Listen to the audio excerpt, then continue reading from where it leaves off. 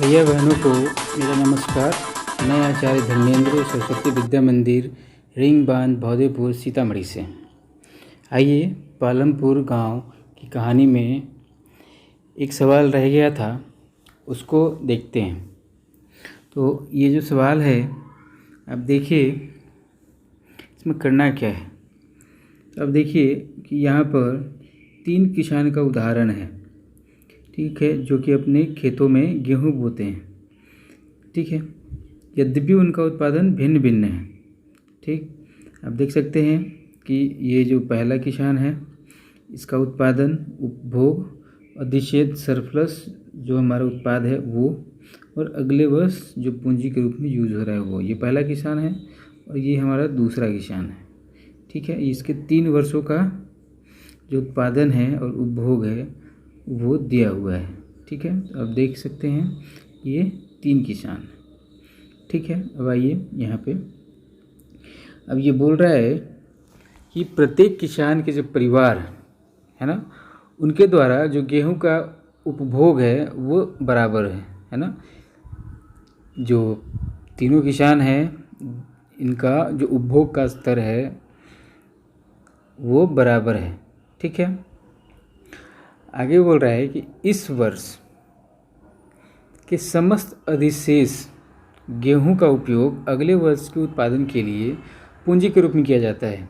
यानी कि कहने का मतलब है कि जिस वर्ष उपभोग के बाद से जितना गेहूं बच जाता है वो अधिशेष हो गया, और उस अधिशेष का उपयोग अगले वर्ष के उत्पादन के लिए पूंजी के रूप में करते हैं। यानी कि उसको बेच करके जो भी पैसा आएगा उसका उपयोग वो लोग अगले साल के उत्पादन में करेंगे, ठीक है।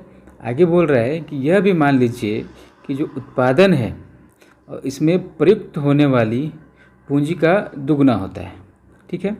यानी कि क्या बोल रहा है, जो उत्पादन है ना, और आप जो पूंजी इस उत्पादन, आप जो पूंजी उत्पादन में प्रयोग करेंगे, जैसे ही आपने उत्पादन में प्रयोग किया पूंजी का पिछले साल वाला, तो इस साल का जो उत्पादन होगा वो डबल हो जाएगा, ठीक है। तो बोल रहा है ये जो सारणी है इसको पूरा करना है, ठीक है। तो आइए हम करेंगे पहला किसान है, इसका सारणी हम भर के आपको समझा देते हैं। बाकी का जो 2 किसान है उसके सारणी को आप भरेंगे, ठीक है। आइए देखिए कि ये पहला किसान है। अब ये जो प्रथम कॉलम है ये वर्ष का है, पहला, दूसरा और 3 साल का दिया हुआ है। और इन तीनों साल में जो उत्पादन है वो प्रथम साल में 100 दिया हुआ है। 100 क्विंटल बोलिए, 100 केजी बोलिए, ठीक है, वो मान के चलना है, ठीक है। और जो उपभोग का स्तर है वो 40 है, ठीक है। अगर 1 क्विंटल उत्पादन है तो 40 किलो वो उपभोग करता है, ठीक है। अब उसके बाद से इस 100 में से 40 माइनस कर जाएगा तो अधिशेष मेरा 60 बच जाता है, ठीक है। ये अधिशेष 60 वो रख देगा, और इस 60 का उपयोग अगले वर्ष पूंजी के रूप में वो करेगा, ठीक है। तो यहाँ भी 60 हो गया। अब दूसरे वर्ष में हमको क्या करना है, ठीक है। दूसरे वर्ष में हमको क्या करना है ये अब देखिए कि यहाँ पर दूसरे वर्ष में बोला है कि जो पूंजी है ना, जो अधिशेष है वो पूंजी बन जाएगा अगले साल के उत्पादन के लिए। और वो जो पूंजी है वो क्या हो जाएगा, जब पूंजी लगा के उत्पादन करेगा तो अगले साल वो क्या हो जाएगा, 120, यानी कि डबल हो जाएगा, ठीक है। तो 120 में फिर 40 उपभोग का रख लेगा, तो उसके बाद उसके पास क्या बच जाएगा, ये 120 में 40 माइनस कर दीजिएगा, तो वो जो अधिशेष बचेगा वो क्या बच जाएगा, 80, ठीक है, 80 बच जाएगा, ठीक है। फिर यही 80 फिर वो क्या करेगा, अगले साल के लिए रख देगा, ठीक है। तो ये 80 हो गया, ठीक। अब फिर आ जाइए, अब ये जो 80 है, फिर जो वर्ष तीसरा है ना, जो तीसरा वर्ष है उस वर्ष में क्या हो जाएगा, अब ये जो 80 था हमारा, ये यहाँ पे, ये यहाँ पे, यही 80 अगले साल दुगना हो जाएगा, ठीक है। तो ये तीसरा वर्ष में 160, ठीक है। डबल होगा 160 होगा। अब 160 में से 40 माइनस कर दीजिए, ठीक है। तो जो अधिशेष बचेगा वो क्या बचेगा, 120, ठीक है। तो ये 120 हो गया।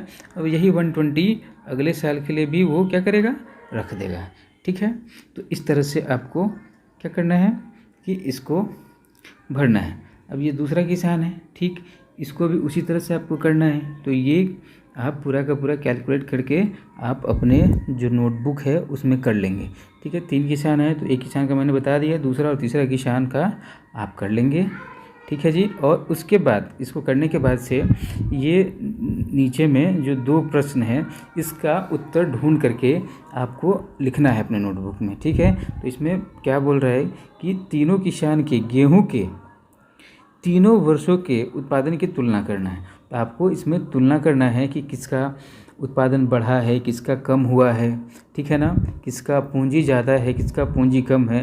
तो वो तुलना करके आपको लिख देना है, ठीक है। प्रथम वर्ष में क्या हुआ, दूसरे वर्ष में क्या हुआ, तृतीय वर्ष में क्या हुआ, किसको सबसे ज़्यादा फ़ायदा हुआ, किसको ज़्यादा नुकसान हुआ, ठीक है। किसका पूंजी से उत्पादन ज़्यादा बढ़ा, किसका पूंजी के उत्पादन से उत्पादन कम बढ़ा, ठीक है। तो ये तुलना करके आपको यहाँ पर लिख देना है, ठीक है।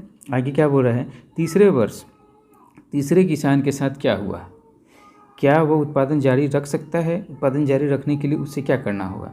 ये जो तीसरा किसान है इसके बारे में बोल रहा है कि क्या यह तीसरे वर्ष में उत्पादन जारी रख सकता है ना। अगर जारी रख सकता है तो इसको उत्पादन के लिए क्या करना होगा, ठीक है जी। तो ये आपको करना है, ये तीनों फिल करिए, ठीक है, और अपनी नोटबुक में इसका आंसर लिखेंगे, ठीक है जी। चलिए आज के लिए इतना ही रहने देते हैं, धन्यवाद।